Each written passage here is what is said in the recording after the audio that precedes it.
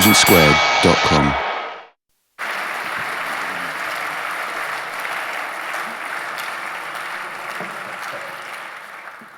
I hope this works. Thanks very much. I'm very proud to be here, but I'm proud because of one and very specific reason. I was just told that this hall was once a church, and now it's a kind of a cultural home for talks, concerts. My God, this is what they were doing to churches in the late 20s and early 30s under Stalin, turning them into homes of culture where they had concerts and so on. So it's nice to be here in the truly Bolshevik part of London. Okay, let me begin with Ideology Today, the book that I'm supposed to present, or rather somehow refer to, Living in the End Times, is basically an attempt to practice again the old half-forgotten art of critique of ideology. First, through a couple of examples, I will simply try to convince you that ideology is well, kicking, alive, and so on. Let me start with an example which may even surprise you. The two big Oscar winners of the last year. One, British one, The King's Speech, and the other one, The Black Swan. I cannot imagine almost a better example of ideology. Let me begin with The King's Speech. The problem of the to-be king, the cause of his stuttering, if you saw the movie, is what? It's his inability to assume his symbolic function, to identify with his title. So I claim, on the contrary, at the beginning of the film, the future king is quite a normal, reasonable person. He simply displays a minimum of common sense, like who can be stupid enough to say, oh my God, it's my divine right to be the king, and so on and so on. And I read a movie as a very sad tale of how to make this guy, who obviously has some intelligence, stupid enough to accept seriously that he is the king. You remember how it happens. Towards the end of the film, the trainer, the Australian trainer, sits on the king's chair. The furious king asks him, how dares he to do this? And the coach replies, why not? What right do you have to sit on this chair and not me? The king shouts back, because I am a king by divine right. To which the coach just nods with satisfaction. I've rendered him stupid enough, now he takes himself seriously, and so on. It's, I think seriously that the message is very sad here. It's, we are all the time, from all sides, we are informed how we live in a crisis of authority, male patriarchal authority, of course the reactionary perception, or rather conservative, of the crisis. And the lesson of the movie is precisely, although you men know that to take your symbolic title, father, master, teacher, king, seriously, it's a little bit stupid, but it's your duty to accept this stupidity, to become stupid enough to play the role of authority. Now, the other film, The Black Swan, I claim, I hope you noticed it, with Natalie Portman and so on, is even much worse. It's truly a kind of a anti-feminist counterpart.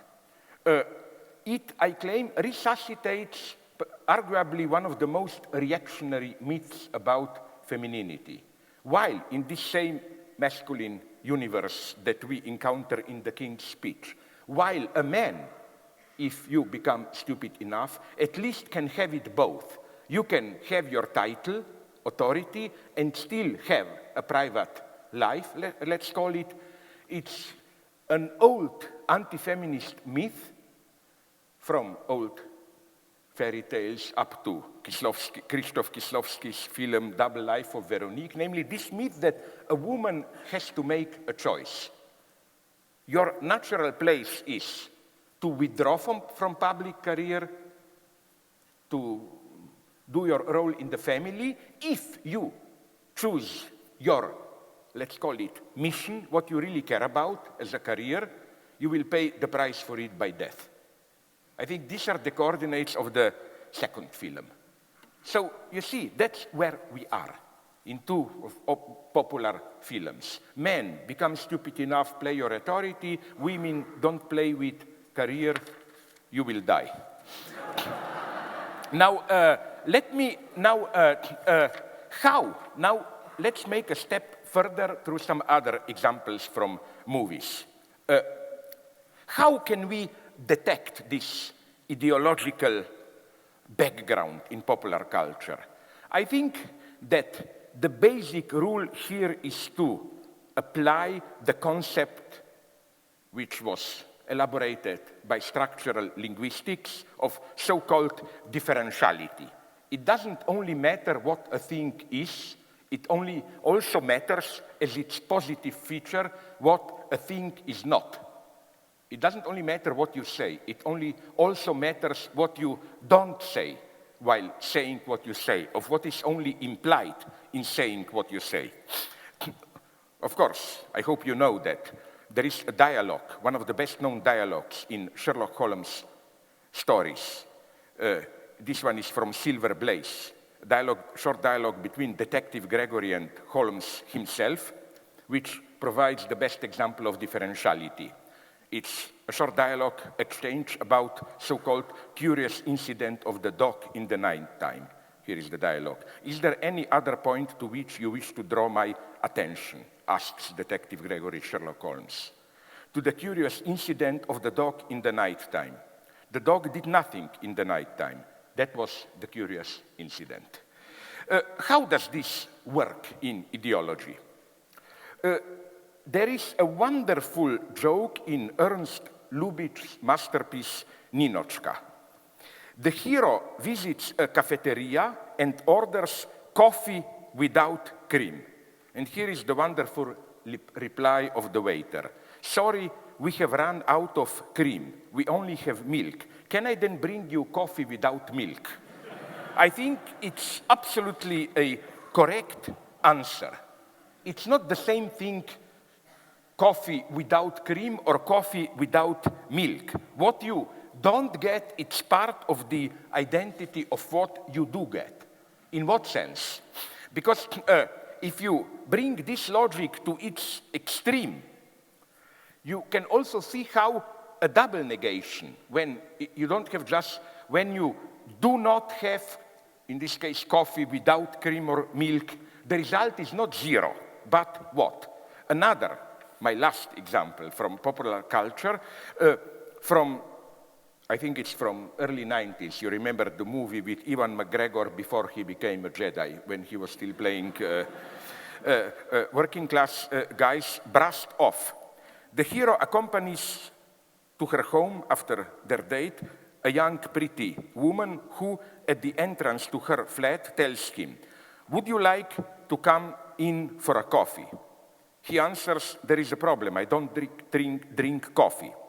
She retorts with a smile, "No problem. I don't have any." What I like is that, you know, what you get through this double negation is probably the most not vulgar but open erotic invitation. Like, that's my point.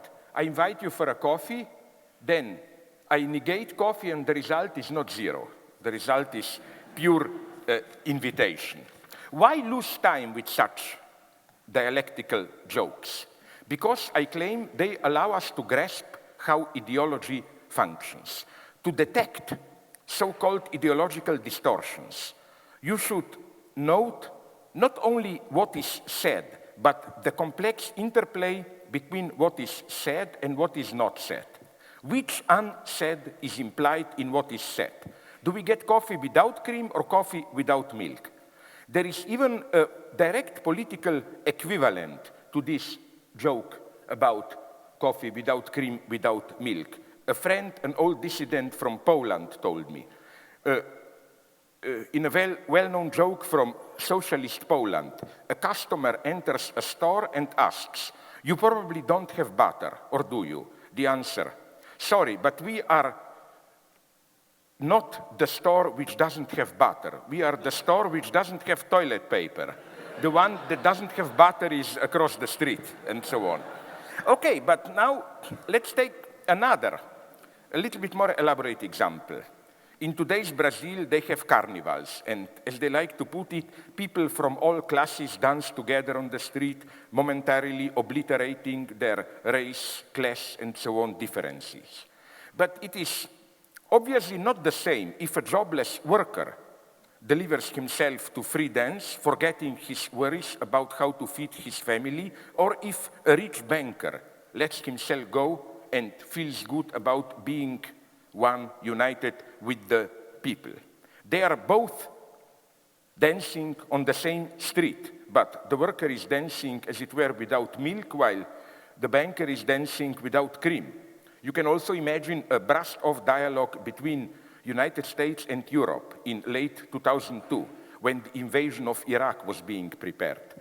The US saying to Europe, "Would you care to join us in the attack on Iraq to find the weapons of mass destruction?"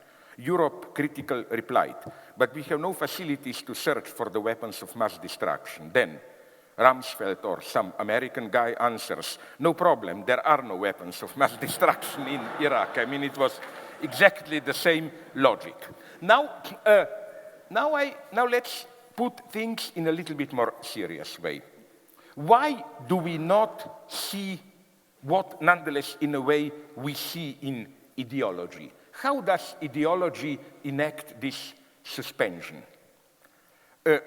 I claim, I'm sorry if you know it already, but it's crucial, that there is a wonderful, apocryphal probably, anecdote from the First World War, which perfectly renders our predicament today, and how we see things that we see, but we don't see things that we also see. It's the anecdote about the exchange of telegrams between German and Austrian army headquarters in the middle of the First World War. The Germans from Berlin sent the message to Vienna. "Here on our part of the front, the situation is serious but not catastrophic." To which, of course, as you know, the Austrians replied, "Here with us, the situation is catastrophic but not serious." Is this not more and more the way many of us, at least in the developed world, relate to our global predicament? We all know about the impending catastrophe, ecological, social, and so on. But we somehow cannot take it seriously. In psychoanalysis, this attitude is called a fetishist split. I know very well, but what? But I do not really believe it. And I think such a split is a clear indication of the material force of ideology which makes us refuse what we see and know. We can also call this the mechanism of what Freud sometimes refers to as Isolierung, isolation, where you accept a fact, but don't take it, you do not, what you abstractly know, you do not really, how should I put it, at a symbolic or affective level, you do not really integrate it. You just rationally deal with it as if this is the case, but again, you somehow suspend its, let's call it, symbolic efficiency. This, again, I claim, is how ideology more and more functions today. Ideology is not in what you know or you don't know. You can know quite a lot of things.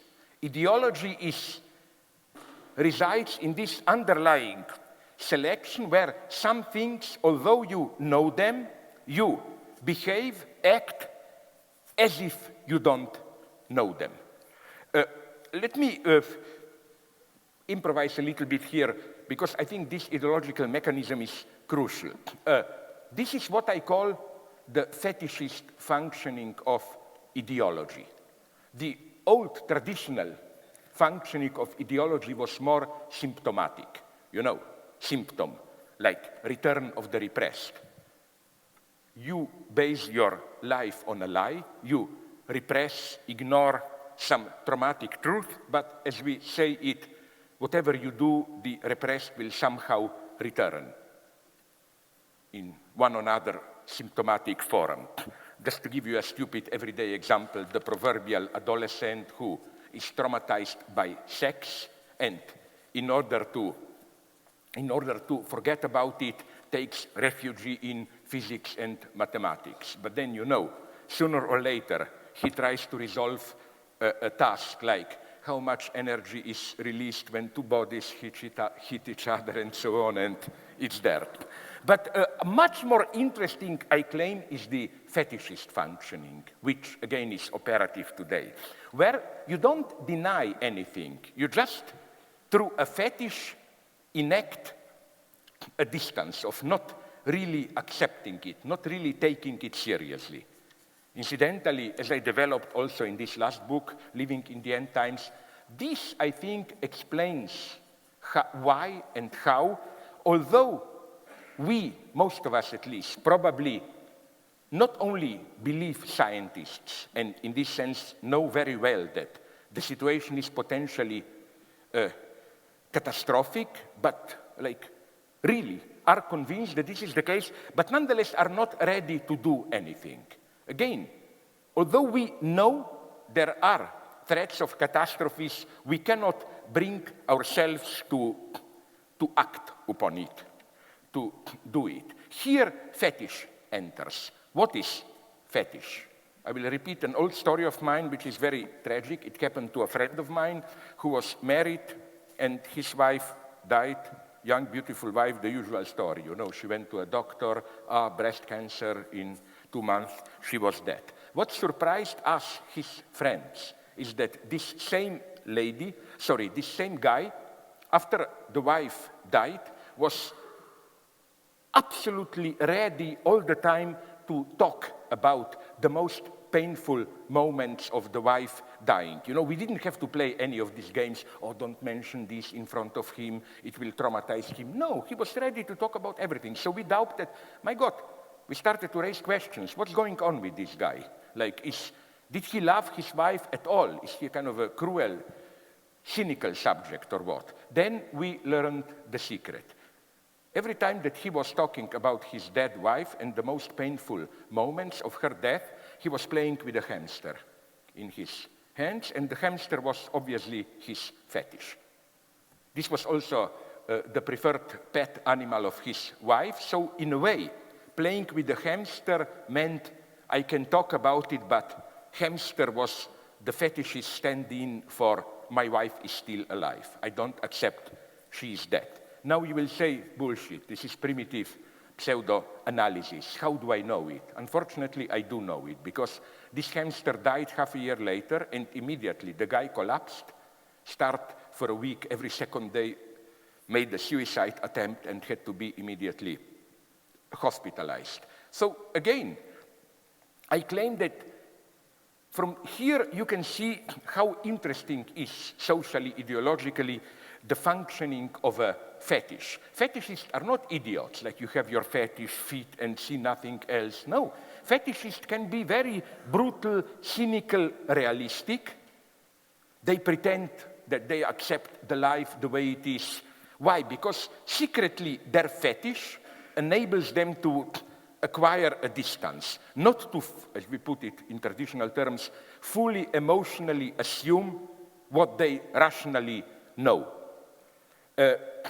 For example, my thesis is that if you look at modern top managers, especially in the United States, one of the model fetishes is what I ironically call Western Buddhism, this kind of a vague spirituality, transcendental meditation, whatsoever. That's their fetish. They can play all the dirty market games, but deep in themselves they think, oh, I know, this is just the game of appearances, the truth is in my inner self, and so on and so on. So again, I claim that you cannot really be a fully cynical subject. People who pretend to be brutally cynical, I don't have any ideals, I know life is just a brutal struggle and so on, I claim there always is a fetish. The question to ask them is, okay, but where is your hamster? Or whatever form this hamster has. And this hamster can also be, I don't have time to go into this direction, but nonetheless externalized. Like in the sense of you should strictly distinguish between your subjective beliefs in the sense of what you take seriously, what you believe, and I will on purpose use this very clumsy formulation, and what you objectively believe without knowing that you believe it. I claim that the basic lesson of psychoanalysis today, still actual, fully actual today, is that it's exactly the opposite one of the one usually attributed to psychoanalysis, that we just pretend to believe beneath, we are hedonists with all the dirty, obscene desires and so on. No, on the contrary, we believe much more than we know that we believe. Like, you can think, I'm a totally cynical person, I don't care, but in your acts, there is a belief embodied. This category, again, is absolutely crucial today, I claim. I'm sorry now if I repeat a short joke, which I repeated at least 20 times, but it's just the pure structure of this paradox. You know, Niels Bohr, quantum physics, once was visited at a country, at his country house by a friend. There he had above the entrance door a horseshoe. In Central Europe, the superstitious item signaling destined, that's the idea, to prevent evil spirits to enter the house. And the friend asks him, why do you have this here? Are you stupid? Are you superstitious? And Niels Bohr gave him a perfect answer. No, I'm not stupid. I'm a scientist. Of course, I don't believe in it. But I have it there because I was told that it works even if you don't believe in it. That's ideology today. We don't believe in it. We are all cynics, but actually, we believe in it much more than we ourselves are ready to admit that we believe. So, what can a theorist do here? How to deal with all this? I think the first one who provided the right direction, although in a negative way, was my favorite Catholic theologist, your own, okay, not Englishman, but List. He lived in London, Gilbert Keith Chesterton. In his, I think, The Man Who Was Thursday novel, he ironically, but nonetheless seriously, proposed to install, I quote, a special corps of policemen who are also philosophers. Here is the quote. The work of the philosophical policeman is at once bolder and more subtle than that of the ordinary detective. The ordinary detective goes to pothouses to arrest thieves. We go to artistic tea parties to detect pessimists. The ordinary detective discovers from a diary that a crime has been committed. We discover from a book of sonnets that a crime will be committed. We have to trace the origin of those dreadful thoughts that drive man on at last to intellectual fanaticism and intellectual crime. End of quote. Now, this may sound a crazy, eccentric idea, but would thinkers as different as Karl Popper, Theodor Adorno, and Emmanuel Levinas, would they not subscribe, all of them, to maybe a slightly changed version of this idea, where actual political crime is called totalitarianism, and the philosophical crime is condensed in the notion of totality. The idea is that a straight road leads from philosophical notion of totality to political totalitarianism, or, as we usually ironically put it, the line from Plato to NATO, you know, like. And the task of philosophical police is to discover from a book of Plato's dialogues, or like Rousseau's treatise on social contract, that a political crime will be committed. The ordinary political policeman goes to secret organizations to arrest revolutionaries. The philosophical policeman goes to philosophical symposia to detect the proponents of totality. So what should we reply to this accusation? I claim it holds. We are doing this, intellectuals, just not in the way Chesterton thought. We are not destroying society. We are doing something much more uncanny.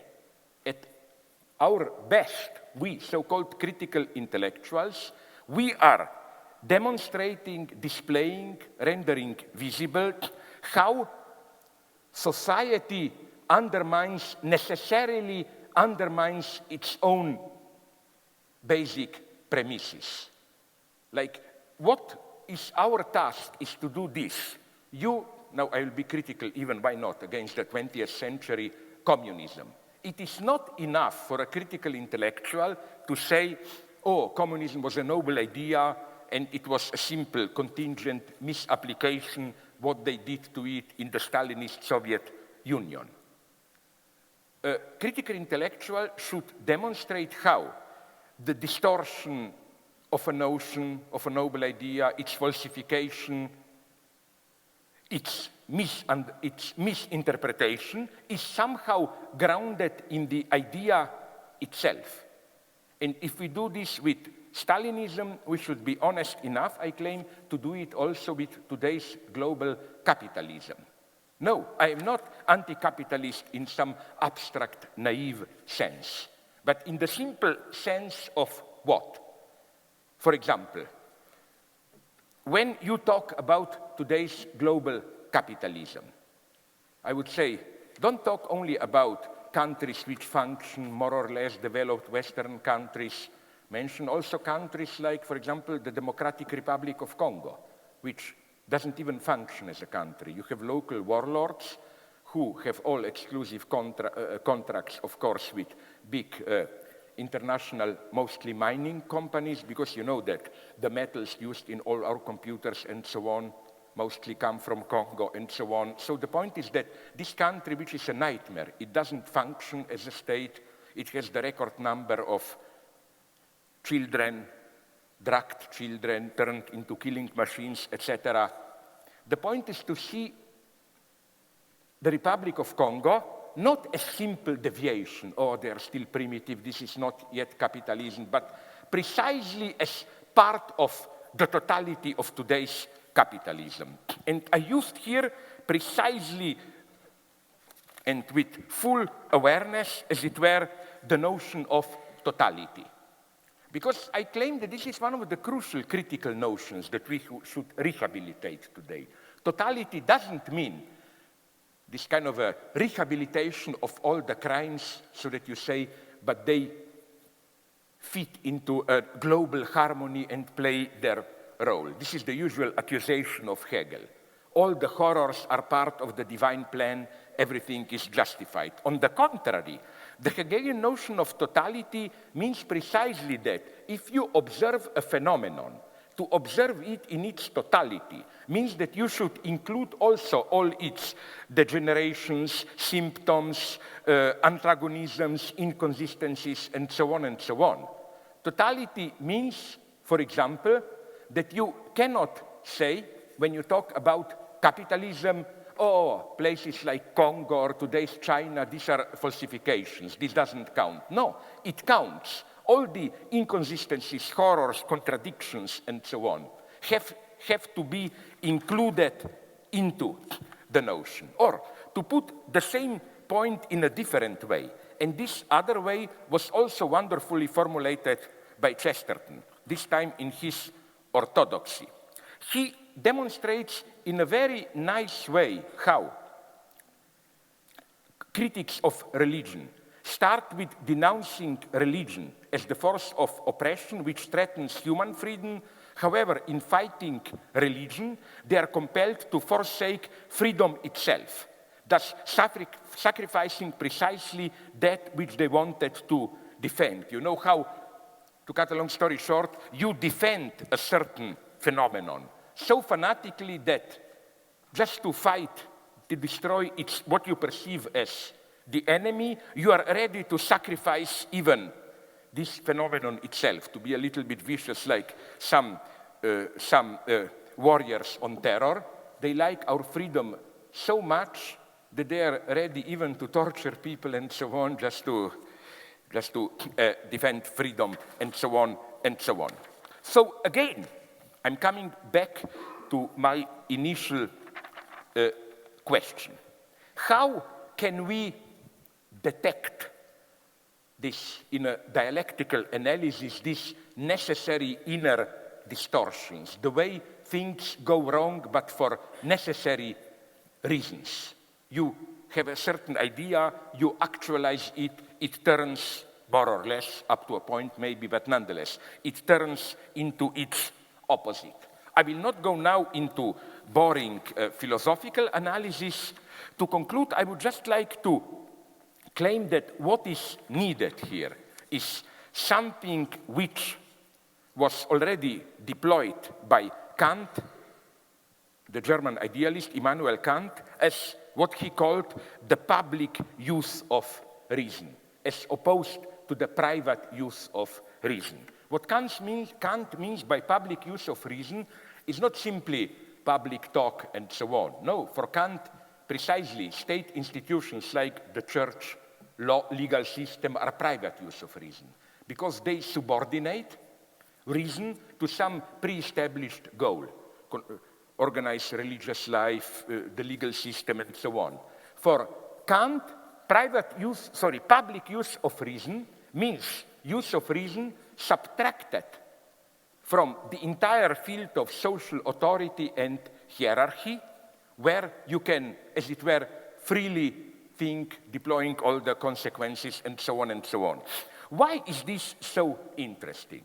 Because today, I claim, in Europe, we are witnessing a great concentrated attack on this public use of reason. It's not only that you, by you I mean here in the United Kingdom, with your reform proposed by the conservative government, reform of the university studies, tuitions, and so on, that you are practicing one of the most radical versions of it. The same process goes on all around Europe.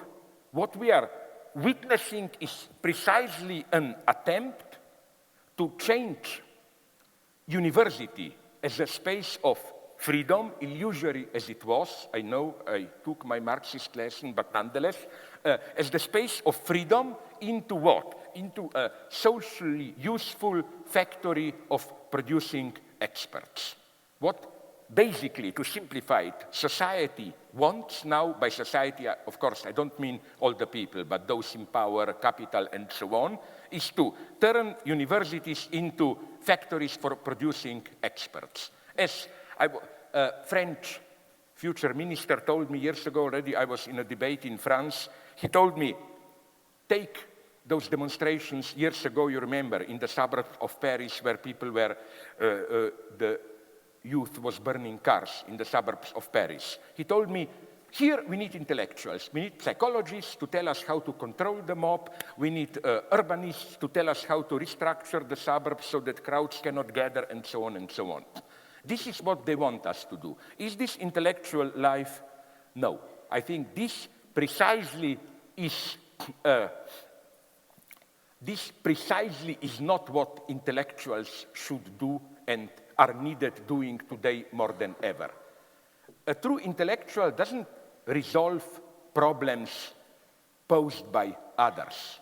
The first step of intellectual work is precisely to reflect on the problem itself. What if the way we perceive a problem is already part of the problem? What if the way we spontaneously formulate a problem mystifies the problem? I think that this is the task of it. So now I will say something which maybe will come at least up to a point as a shock to you. I claim that when we, and I consider myself radical leftists, think here about conservatives claiming, European legacy is in danger. We have to protect Judeo-Christian legacy against whomever, immigrants and so on. Instead of acting like liberals who like to feel guilty, yeah, I know European imperialism, we are guilty of all the crimes and so on, and plead for some abstract multiculturalism, yes, we have to learn a lot from other cultures. I think we should return the question to them, to conservatives. In the same way as, for example, Chesterton says, you can criticize religion on behalf of freedom, but you endanger freedom itself. Of course, I don't agree with him here, but the point is clear. In the same way, we should say that, yes, the Judeo-Christian legacy is in crisis today, but the true threat to it are not poor Pakistani or Muslim or whatever immigrants. It's precisely the so-called defenders of Europe who effectively are a threat to it. And that should be, I think, your counterattack, like here in England when you criticize these proposed university reforms. This is what your conservative government is now doing with universities. This is the true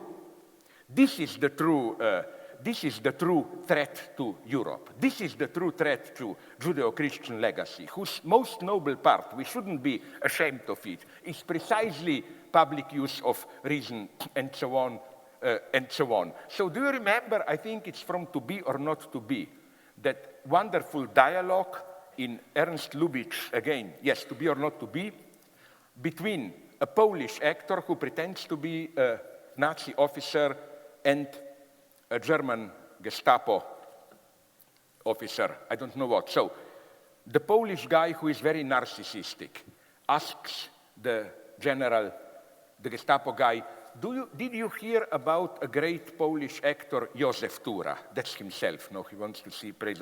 And the guy tells him, this takes place in Poland in 42 or when. The guy tells him, yes, he is doing to Shakespeare what we Germans are now doing to Germany, something like that, no? And like, something like this, you should say, you know, to all those defenders of Judeo-Christian Europe, no? You are doing to Judeo-Christian legacy what Hitler was doing to the Jews or something like that, no?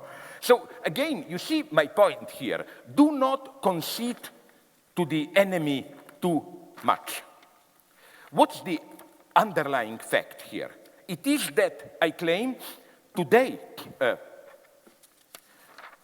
not only are we living in a strange time where the public space of debate itself is more and more privatized, is disappearing, but where the functioning of ideology itself is changing. In what sense?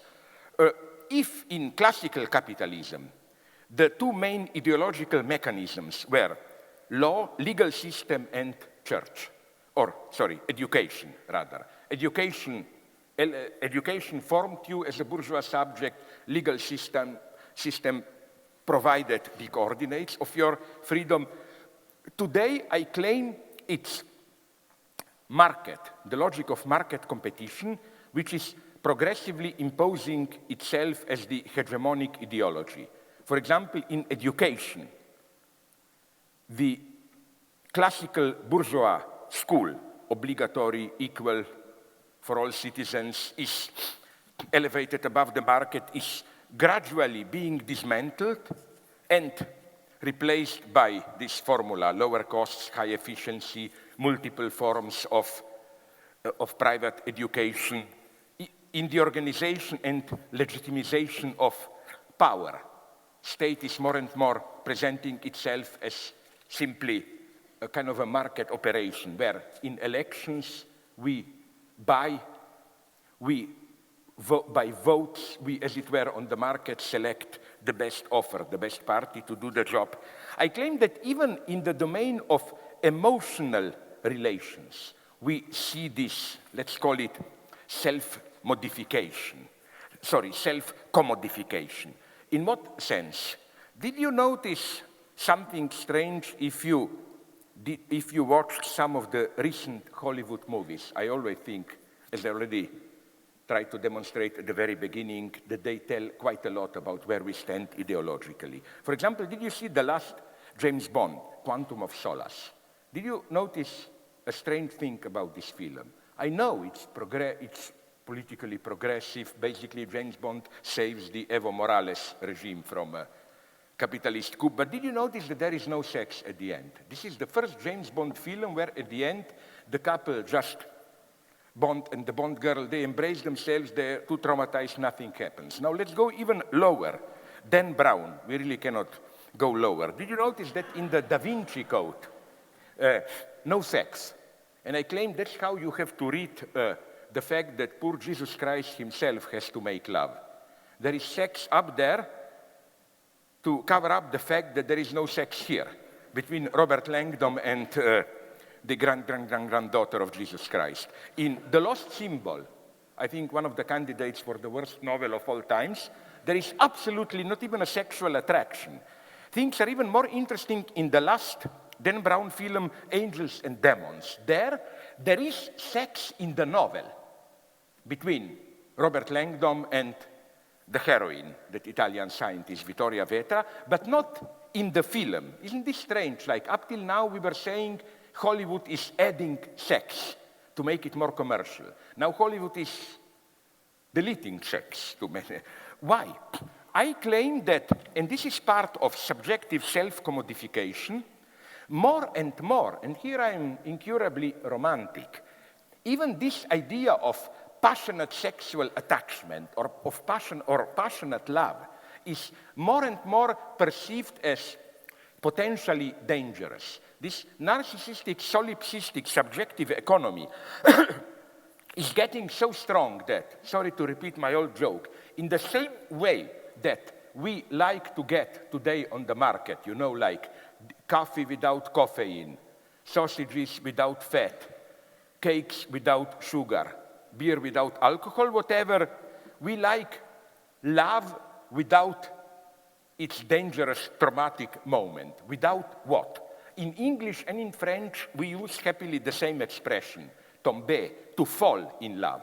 And my friend Alain Badiou drew my attention to the fact that he found one publicity in a daily newspaper in France for a certain matrimonial agency where they say precisely, we will enable you to be in love without the fall, without falling in love. The idea is that that moment of, exposing yourself, opening yourself to the danger of it should be controlled. Now, this then is our universe today. And here I must make just a couple of concluding remarks.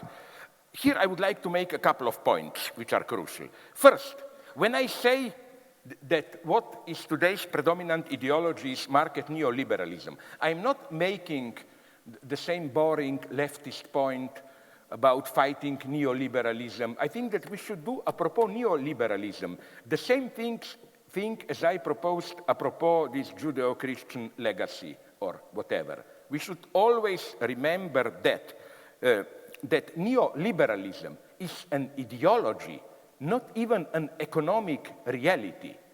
Nobody really practices it. Do United States practice neoliberalism? On the contrary, look at their economy, not only under Obama, but already under Bush. Hundreds of billions spent for state interventions and so on and so on.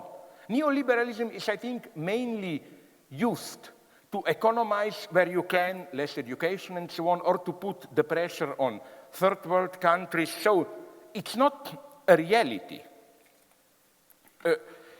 What then, but nonetheless, in this ideological closure, of course, there are cracks in it. Things are happening now from Egypt to Greece and so on. But there is still a problem here. I think it's wonderful what is happening now. Again, Greece, Spain, even here a little bit. Something, change is in the air. But what I'm really afraid of, what really scares me, is that what? Recently I read a kind of manifesto of mass movement in Spain, and it depressed me very much, of those who insist on the squares, protest, and so on. First,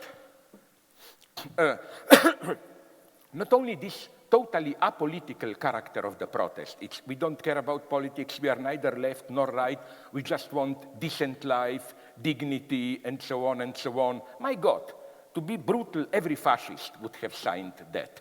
What worries me even more is that although these manifests are written in a way to dismantle, attack, renounce the entire political class. They like to emphasize, we are neither left nor right, the entire political class is corrupted, and so on and so on. They nonetheless don't say we, the people, will do it. It's still a demand to someone. And this, this is, I claim, a dangerous situation. When you attack all the politics and nonetheless you do not say, like, oh, we the people ourselves, we shall do it. But when you still address someone, then this place of the someone can be occupied by who knows whom. So we live in hopeful times, but at the same time in very dangerous times. The problem is even more crucial here for me. Like, it's easy to now I will tell you something horrible if you are a radical leftist like me.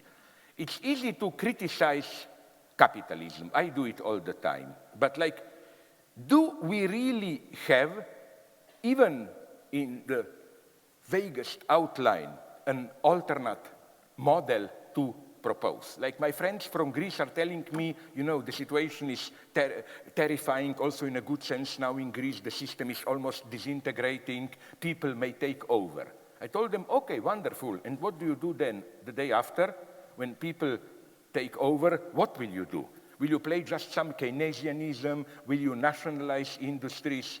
They tell me, oh, it's wonderful what is happening in Greece. We have egalitarianism, direct democracy. I mean, how can you translate this into a new order, into coordinates of a new order? You have, again, on the one hand, this kind of a vague self-management notices, local communities, people should take care of themselves and so on, which I think is precisely a model which cannot be universalized. You have, on the other hand, some kind of abstract anti-corruption capitalism, and our media are full of anti-capitalism. But I think this is the greatest triumph of capitalist ideology, where, you cannot open a newspaper without reading about how, oh my God, this company is employing child labor, that company is polluting environment, that bank is cheating, whatever. Yeah, but it's always as an individual accidental distortion of the system with some greedy bad guys behind to be blamed for. This is not enough. So is the change possible at all? Here, nonetheless, I would like to conclude on a little bit more upbeat note. When we read about what is possible and what is not possible, the first thing to note is how, in what a strange way, these two poles are disposed today.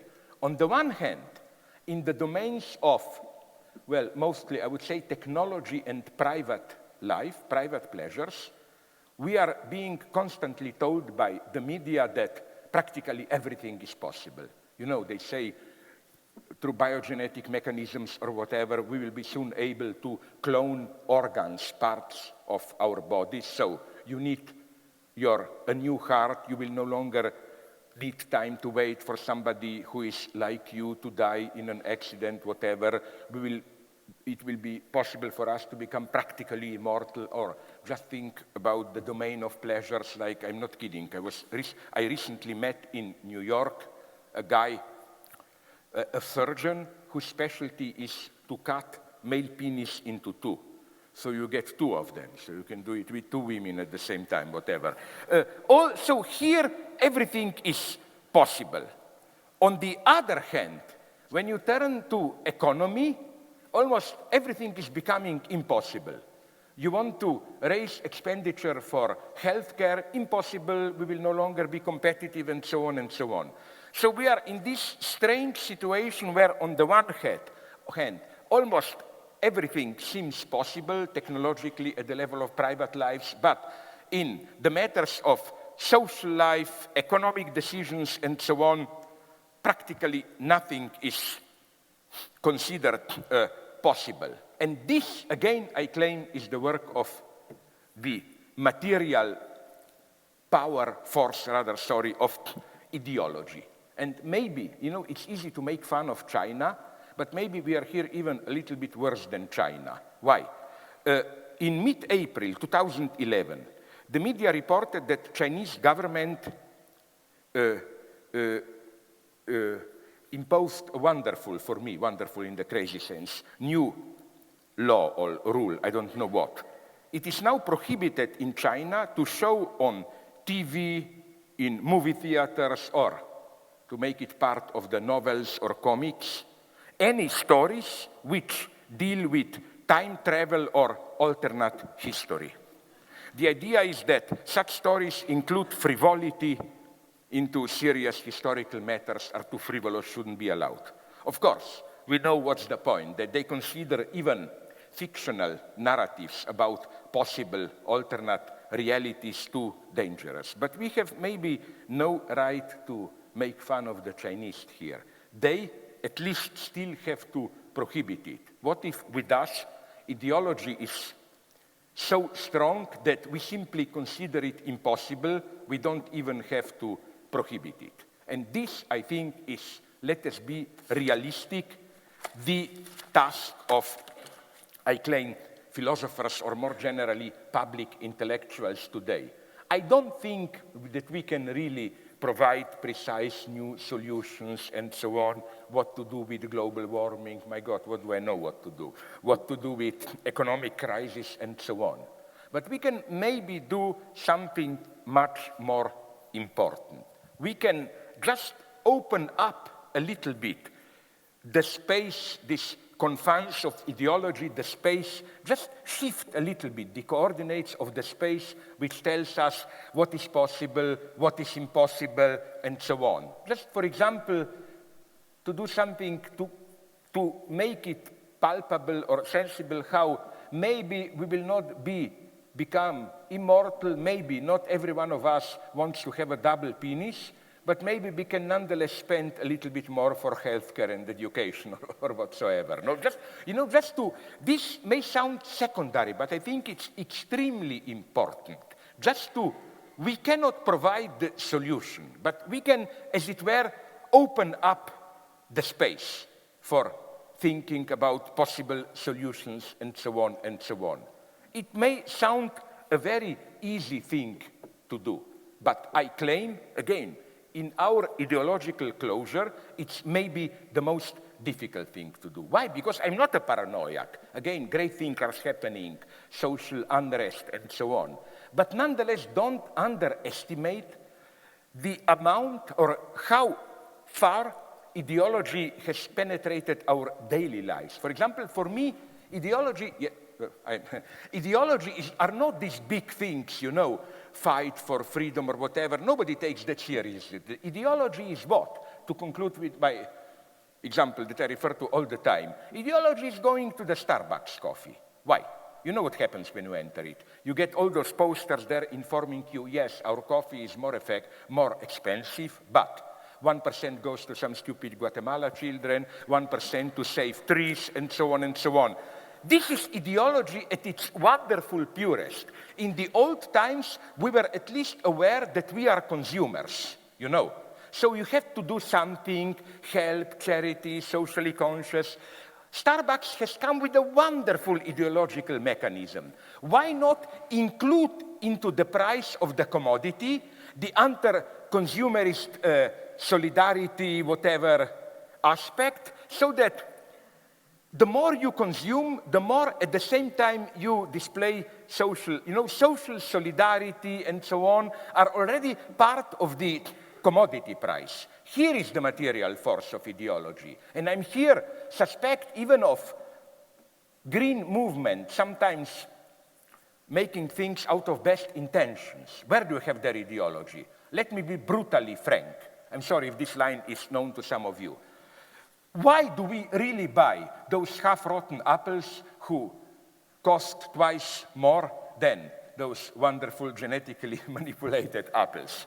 Is it really that we believe that they're substantially more healthy, better? I claim many of us do not believe it. We are too cynical. But, it makes us feel warm. Isn't it nice? By buying an apple, I'm doing something for the humanity also. I participate in the great movement of helping Mother Earth and all that and all that. Here is the materiality of ideology. Here we have to win. So, believe me or not, I finished. Thanks very much. Thank you.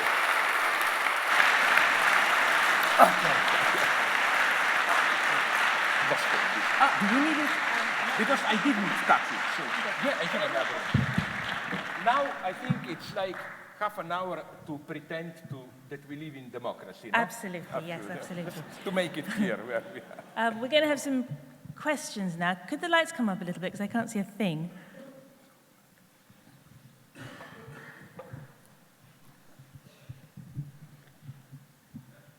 I don't know what you've done to this microphone, Slavoj, but it's... I did nothing. I was here.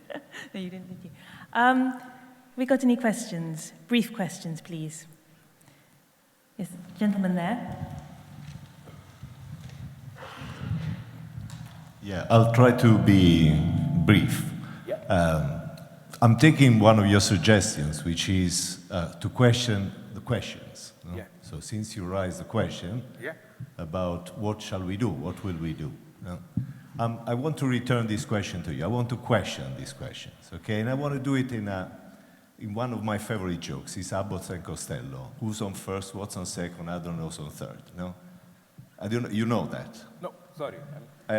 It's about like Abbott and Costello. I know who they are, yeah. But So the joke is about these two guys, and one is a baseball coach, and he's telling to the other, we have funny people in our team. You know, who's on first, what's on second, I don't know who's on third. So the other replies, okay, so you're the manager. Yes, so you should know the guy's name. Yes, so tell me who's on first. Who? Yeah, that's what I'm asking you. Who's on? What's the name of the guy that is on first base? No. What is in second? No, I don't know who. I don't want to know. No, I don't know. He's on third. So, and he's always going on like that. He's retaken in the Rain Man, by the way. So that who is something that for one is a question, for the other one is an answer. So why is turning into a name? No? Because sometimes with the language you have this. You have the melting of a name with a concept. But by the way, that's what I want to say. But it's, okay, yeah. Yeah, so I want to return this question to you in the same problematic way. I mean, I would like us, possibly, I mean, we, all of us, to carry on questioning this question in the same way. Is it a contradiction in terms, or is it a contradiction in reality? If it's a contradiction in reality, we have to carry on with that. So Hegel, now you were quoting Hegel. Yeah.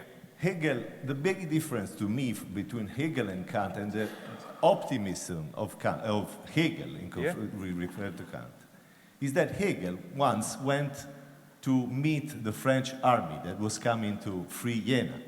Yeah. Okay, he went back, he wanted to see Napoleon, maybe he was one of his heroes. When he went back, his house was destroyed by fire, by the French soldier, okay? But yet again, he loved Napoleon, and the big difference is that on s'engage un puis on voit. So let's do it, and then we'll see.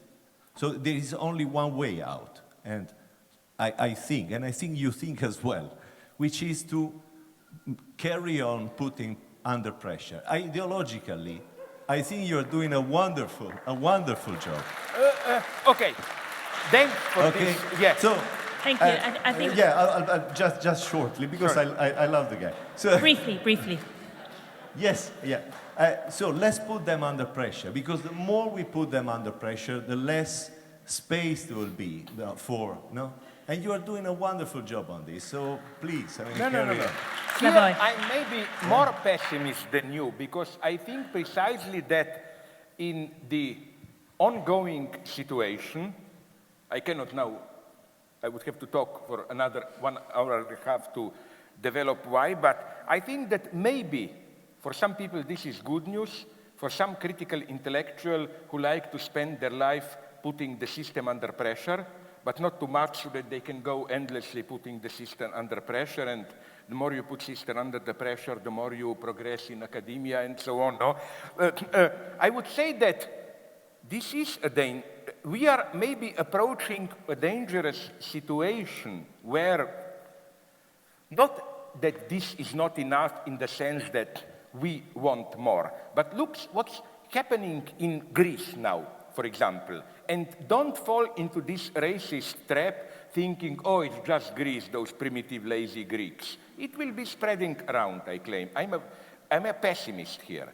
I think that the system, by system I don't mean anything paranoiac, obvious, but the system in the simple sense of this relatively benevolent Western European liberal democratic welfare state, as much as we still have it, not a lot, system is slowly reaching its limits.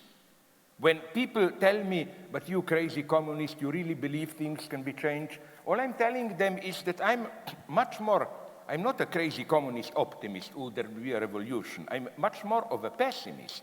I'm claiming that the only true utopia today is this old-time European nostalgia utopia. If we keep silent and just go on cautiously, somehow this beautiful, safe Europe will survive. No, the only true utopia today is to think that somehow, with maybe small accommodations, things can go on the way they are going on. I'm much more of a pessimist here. First, I think that everybody knows, every economist will tell you how all governments are in a panic of a new financial crash, much worse than 2008. Second, ecology. My God, are we aware, and I'm not a paranoiac here, but nonetheless, are we aware what those in power, and they have the right to do, somebody has to, so it's not even a critique, are considering? What I read now, and it's just small note, but in like standard newspapers, this is not from some News of the World or other, these paranoiac fringe publications, that, for example, big powers are now admitting that the time to fight global warming with these lower carbon emissions and so on has passed. We missed that moment. And they are seriously considering so-called geoengineering, which means large-scale intervention into global natural system. For example, spraying into the air hundreds of tons of, it can be done inexpensively, they claim, of salt water, which will then deflect the sun rays, and many measures like that, which maybe we will have to do, but at the same time, you never know how nature is interconnected. You do this, there can be another catastrophic consequence, and so on, and so on. So what I'm saying is that that's my first pessimistic conclusion, which was push us to work. My point is not, no, things are not good enough, we need a revolution or whatever. My point is, if we do nothing, we are approaching a new, it will not be the old totalitarian, fascist, whatever system, but a new form of authoritarianism. Here I see again the lesson of China, Singapore, and so on. Are we aware what is happening there? There was till now one good argument, I admit it, for capitalism. You had 10, 20 years of dictatorship here and there, but sooner or later, when things started to function again, capitalism did usually always engender a demand for democracy. I claim that with China, Singapore, with what we poetically call capitalism with Asian values, it's no longer true. We have a capitalism which is, in a way, even more dynamic, productive, productively destructive, has a stronger capitalist dynamic, but precisely functions perfectly within the coordinates of an authoritarian political system. Things are changing. That's what I am saying. And just to answer, this is beautiful. I'm so sad we don't have more time, because this is, of course, the aspect, the question that I really like. Hegel, Jena. No, you know what I refer to, no? This is the famous passage when Hegel saw Napoleon riding through Jena. He said, I think I saw the world spirit there embodied riding on a horse. And incidentally, that would be my Hegelian answer to your point that I may be confused or whatever, like who, and so on. Incidentally, I love this. This is not a criticism. You here applied to me the same joke as it is applied. It's one of the best jokes about President Bush. That it's a long joke, but the basic point is that, you know, when the president of China was somebody called Hu, H-U, no? And like President Bush, when he was asked, Condoleezza Rice, can you tell me the name of the president of China? And she says, who? And he said, yeah, who is the president of China? And it goes on endlessly, and this joke has a wonderful end. At the end, he said, listen, I don't care who is who, just bring me some Chinese rice or something like this. No. But the last point I want to say, you know, good news, bad news, no? You know, the type of good news we are getting today remind me more and more of one of the most depressive, that's why I love them, jokes that a Jewish friend, when I was a week ago in Ramallah and Tel Aviv, told me, no? That it's a wonderful medical joke, which happens with good news, but you will see what kind of good news, no? A guy has his wife operated, and then, of course, who was seriously ill, and then asks his friend, the surgeon, how did it go? And the doctor tells him, listen, there are some problems. It's okay, your wife survived and will live for 20, 30 years. But she cannot control her anal muscles, so her shit will be slipping out all the time. There is some strange, like mustard-like sleazy stuff that will be all the time sliding out of vagina, so no sex. She will no longer be that. And the guy is more and more desperate. And you know how the jokes ends. The doctor tells him, oh, don't worry, I was just kidding, everything is okay, she is dead, she died, and so on. This is the good things we are often getting today, you know. Let's have some more questions. There's a lady over there, a gentleman there. Hi, Žižek. You're talking in front of a majority bourgeois, capitalist, possibly socialist audience tonight. And granted, this is an IQ function. Whilst across the city, there's the SW, the Socialist Workers' Party Marxist conference is going on, which I recognise you've not been invited to, possibly because you were? Yeah. Okay. But this is my point. Why do the British left sects not get your theories, like the SWP and the AWL, or Workers' Power and such like? What ideology is functioning there? Why is the left UK socialists, not the left liberal capitalists, got it so wrong? Okay, I'm not sure I got all the background of your question, like all the milk or coffee, all the milk or cream implied in it as absent. What I only want to say is that in a certain way, I have, of course, a certain respect for Socialist Workers' Party and so on, but nonetheless, they are for me a little bit of still in love with the 20th century. I think the 20th century is over. Okay, everybody knows this, but in not just calendar sense. This means all the big models for emancipatory movement, not only the two big official ones, that is to say, Stalinist or whatever you call it state, communism and social democratic welfare state, but now comes the more tricky part. Also, the dream of the entire 20th century left.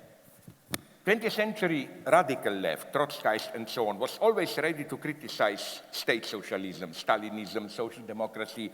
The dream was that finally there will be a moment, we just have to be patient, where workers will arise, install a kind of a direct self-management democracy and so on and so on. I think that dream also had to fall. 20th century is over. So I don't participate in these dreams which at their most ridiculous, not many Trotskyists buy it, only some of them, takes the form of, I'm consciously offering you a caricature now, but this is the model. Like, if only Lenin were survive 3-4 years longer and were to make pact with Trotsky to get rid of Stalin, oh, that would have been it, and so on. I'm not saying it wouldn't make a difference, but I doubt if it would make such a great difference. I think that without renouncing great enthusiastic emancipatory moments in 20th century social democracy, communism, and so on, I nonetheless think that in its totality that forum was a failure. That we have to, as I wrote somewhere, I forgot where, as you reminded me, write too many books, that forum is over. And this is, again, my only problem with them. You know, like, whenever something happened in Eastern Europe, my Trotskyite friends tried to convince me, like in Serbia. No, it wasn't Milosevic who overthrew Milosevic. It was workers. It was only later kidnapped by nationalists. Or they claim solidarity in Poland. No, this was originally workers' revolution. It was only later that it was kidnapped by the church, and so on and so on.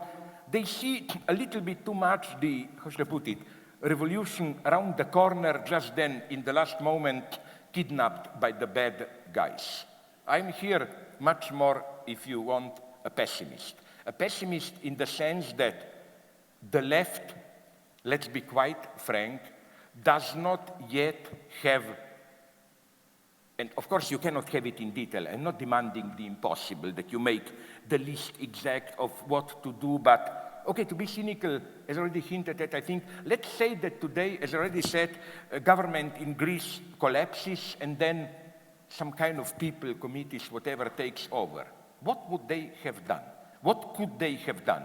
I mean, will they be able, in the future, to do what? Play Keynesianism, nationalize, what? And this is the big problem for me in Egypt, you know, to keep up this upbeat morals. I wrote that naive text, Miracle of Tahrir Square in Guardian and so on, but let's not forget that the true struggle is going on now. How will all that great sublime upheaval, what will be its results in institutions, organization of social life, and so on? These sublime moments are cheap for me. They are beautiful, you cry, how beautiful, all life was brought to a stop, millions in solidarity. What interests me much more is the day after. And here, I think, the left does not yet have not even a general idea. You just hear this, like, either it's more Keynesianism or it's some kind of a vague local self-organization, communities, or whatever. Correct me if I'm wrong, but I am not aware of any, even at the very general level, viable model. And that's, if you want to me, that's my problem with Socialist Workers' Party. They act as if they know what to do. I don't know, and I don't think they really know. Thank you. There was a gentleman over there. Sorry, lady. Yeah. My question is sort of in 3 parts. I was really intrigued by the fact that you refer a lot to the ideology and the fact that people are really sort of taken in by a particular ideology. And I was thinking about your example about Starbucks and thinking, well, isn't it the case that people know that what they're doing is buying a coffee that will then, in some sort of self-serving way, make them feel better about themselves? So I kind of wonder what you mean by ideology if it isn't in the Marxist sense of being some sort of smokescreen, if we know why we're buying something. And then I wonder if that in itself is more why it's ideology and not discourse that you're referring to. And finally, I wonder whether there is anywhere we can move beyond ideology, because you refer to yourself as a pessimist, but I wonder if ideology is in some senses the villain of the piece, then what can we get to after it? A very nice question, but let me first ask you, sorry, no, just clarify something. I think this precisely was my point that, and this is how so-called cynical reason functions. Here, although he is definitely anti-communist conservative, I respect Peter Sloterdijk, the German guy who already 30 years ago now, I think, in his first big book, Critique of Cynical Reason, proposed this formula turning around Marxist formula, Sie wissen das nicht, aber sie tun es. They don't know what they are doing it, but they are doing it. And Sloterdijk's formula was, they know very well what they are doing, but nonetheless they are doing it. Like, you know, it's no longer this kind of, in naive sense, false consciousness in the sense of you don't know what you are doing. It's more a mystery of following something although you know it's false. Like, it's a lie, but nonetheless you act as if it's the truth. This is the mystery today. This is why I think I mentioned before all those paradoxes of objectified belief. Like, you don't believe, but you follow a belief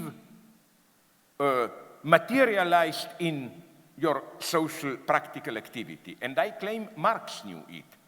I've endlessly written about it, but nonetheless I think this is the still eternal actuality of Marx's notion of commodity fetishism.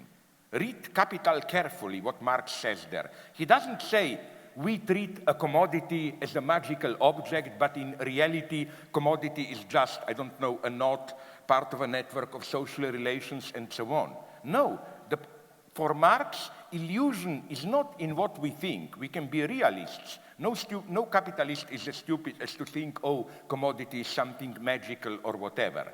Illusion is not in what we think. Illusion is in what we are doing. You may think you know what it is, and you can really know what it is. Let me give you a simple example of this vague analogy. Very vague, but nonetheless, with psychoanalysis. It's not even psychoanalysis, it's just naive notion of unconscious attitudes. If you are an adolescent, you may think your father is an idiot, and probably 99.999, like the Stalinist elections cases, your father is an idiot. So you think your father is an idiot and your father is an idiot. But this is not all. If you observe this same person actually interacting with his father, you will see a totally different attitude of fear, respect, even love, whatever. You know, that's the paradox. You may know how the truth is like that, but the illusion is in what you are doing. And again, at this level, ideology interests me. Now, when you said, can we change it? I think I'm not a pessimist here. I'm not this kind of a leftist paranoiac in the sense of, you know, the system is perfected, every transgression is already included, and so on. That was my whole point, for example, of that hamster point. No, when a guy is cynical, don't push him into, are you really cynical? No. Ask about his, don't try to convince him with how things truly are. He will accept that. Hit him at his hamster point, no? Or for example, another example of how. This is why I claim when you treat ideology as a discourse with a pretension at truth, and you combat it at that level, you lose. My eternal example, sorry if I repeat myself, let's say we are in Germany in 1937. I will be the bad guy. I'm an anti-Semitic Nazi, you are a good liberal, whatever, leftist, no? And you try to convince me that I am wrong in my anti-Semitism. Let's say you choose the path of convincing me, look, but these are prejudices that you say about Jews. Jews are not really like that. Like measuring the truth value of my statements about Jews. The moment you do this, you've already sold your soul to the devil. You totally miss the point. Because let's imagine such a conversation. The result could only have been somewhere in between. You will have to concede that all Jews are not good. Of course they are not, my God, no? You will, and for example, when the Nazis claimed Jews are exploiting us. Well, some Jews were rich, so in a totally formal sense, they were exploiting Germans.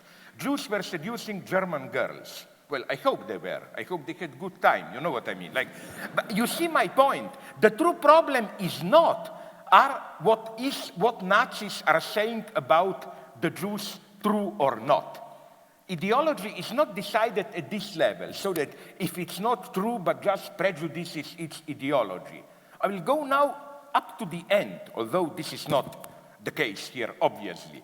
Even if, but it's not, even if most of what Nazis were telling about the Jews were to be true, anti-Semitism would still have been a reprehensible ideology. Because what makes it an ideology is not its truth value or not. It's why the Nazis, in order to sustain their entire vision, needed a figure like a Jew. You know, it's the same like Lacan has this wonderful, I'm sorry, it's male chauvinist, but nonetheless example, where he says, if a husband is pathologically jealous, suspecting that his wife is sleeping around with multitudes, in the Negri sense, multitudes of men, and even if all his suspicions are true, the wife is really doing this, his jealousy is still a pathology. Because the pathology of jealousy is not decided at the level, is it true or not? But where does his fixation on jealousy come from? Why does he need the form of jealousy to sustain his identity, the identity of his self? No? At this level, I think that we can fight ideology because, again, breaking out of ideology is not this question of, aren't we all caught in some ideologies? Can we break out into a totally objective view of how things really are? The opposite of ideology is not how things really are. Okay, I don't have time to go on, but along these lines, I would have, to repeat a bad joke, I hope you will like it, that I often use. I'm old enough to know in the 70s, 80s, when there was still Marxism, there was a certain type of the title of the books fashionable. Like Marxism was already in crisis. So when you wrote a book on aesthetics, it was considered too self-assertive to name the book directly Theory of Ideology. It was something like Elements for a Future Theory of Ideology, towards, just to signal there is crisis, we are not there. Then the 90s and early 21st century was the postmodern age, more the 90s, where, already late 80s, basically, where, I hope you noticed, in humanities, especially cultural studies, the formula was no longer this prolegomena for, elements for, towards, and so on, but a simple new formula dominated. Poetic title, explanatory subtitle. Like, Hit Me Harder, Darling, the motive of feminine masochism in 19th century poetry, and so on, And okay, the point of my joke, I hope, is clear. I didn't answer you. I gave you a kind of a 1980s, this skeptical Marxist, prolegomena for a future answer to your question, but I hope I did some of the job. We're fast running out of time. Let's just have one more quick question. A quickie. A quickie. Oh, gentleman over there in the white shirt. Just wait for the microphone to come. Just a little bit louder, please. I have a problem. Just wait. Hello. You were talking earlier on about the marketisation of university education. I was wondering, do you think... Ironically, that was irony. Sorry. I call democratization what is going now here. Marketisation. Marketization, yeah. I was just wondering, do you think we should go back to a period like in the 19th century where everyone studied the humanities, philosophy, the classics? Not quite, but but why do you put it in these terms as if the only choice is 19th century or where it is moving now? I think in very simple terms that, for example, the system that we had in the 70s and 80s, I'm not saying it was good, it's definitely better than what is coming now. I mean, I I at least think this because, and this is not any kind of hardline Marxism, quite the opposite. I'm here very naively pro-intellectual. I think that even in hard sciences, practically no great inventions were produced in this planned way. Let's train the experts.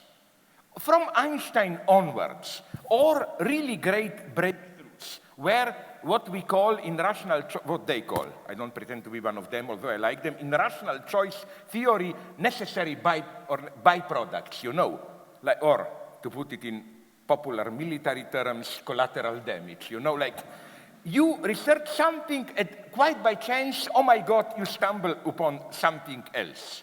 And I think don't underestimate how even in the top modern science, and even where it may appear that everything has to be done in a large planned way, like all those CERN laboratories, particle accelerators, and so on and so on. So this is my problem.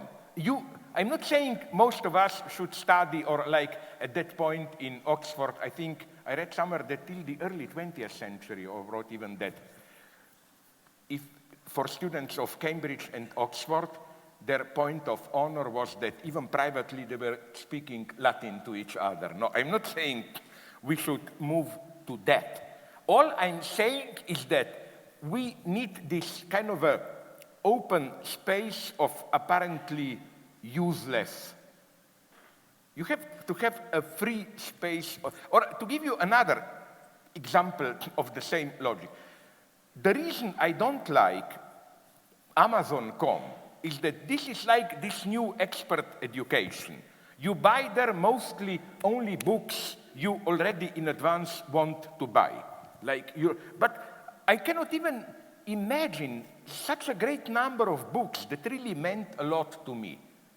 I stumbled upon them in a much more open, contingent way. You know, like I was looking what I wanted to check up, then I looked around a little bit, and so on and so on. This is also, for example, for me, but I'm not a conservative here, but nonetheless, the horror of checking news on Yahoo or I don't know where, the digital news, because there, again, you have to make choices in the sense that you are interested in this topic. I like precisely the newspaper experience where you get what you want, but also many things that you don't want. And precisely by this totally contingent, jumping up and down, you usually discover the most precious thing, and so on. I really am worried here. No wonder that, isn't this sad? To give you a concrete example, I think we will be lagging soon behind United States here. Don't underestimate the United States. They have there a group which I don't like very much, but they are nonetheless not idiots, the so-called Pittsburgh Hegelians, Robert Brandom, John McDowell, and so on. And one of the students there told me that already around half of their students are Germans. You know what this means? You know where we are. I mean, I don't mean this cynically, it's great for the United, but nonetheless, that if a German student, today wants to understand Hegel, the best of them go to United States to do it. That's the result of it. So again, I'm not making here any big ultra-Marxist point or whatever. I'm just claiming that, and this is for me precisely the big lesson of Stalinism, that over-specialization precisely engenders its opposite. It's not productive. No, my God, I will even be pro-capitalist. I will say that the advantage of capitalism was precisely its, apparently irrational expenditures and so on and so on. The deepest insight into Stalinism for me, one of the, is that we should totally drop these liberal cliches that in Stalinism we were all turned into automatic, like puppet subject, every free thought was squashed, everything was planned. Total stupidity. For if you read or talk with old people who lived in Soviet Union or read really good books on Stalinism, you will discover that beneath the surface of total control and planning, Stalinist Soviet Union was much more chaotic and disorganized than a Western liberal democracy. Nothing functioned. So you had all the time to behave as an extreme egotist, to improvise all the time, and so on and so on. So it's just common sense that I was telling you there.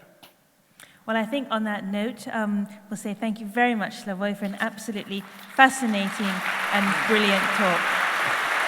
I am grateful to you and sincerely, I want to apologize because I couldn't present you any really radically new stuff, but if you really like my work, you will like the reason, because I'm totally in a kind of a half-dazed, drugged state, because for the last year, apart from some talk here and there, I was doing a mega book on Hegel. I'm now finishing it, just correcting 800 pages on Hegel. This will be my last. Totally useless, no use deserves a round for of applause anything. for that. That's what I like. Thanks very much. I appreciate it.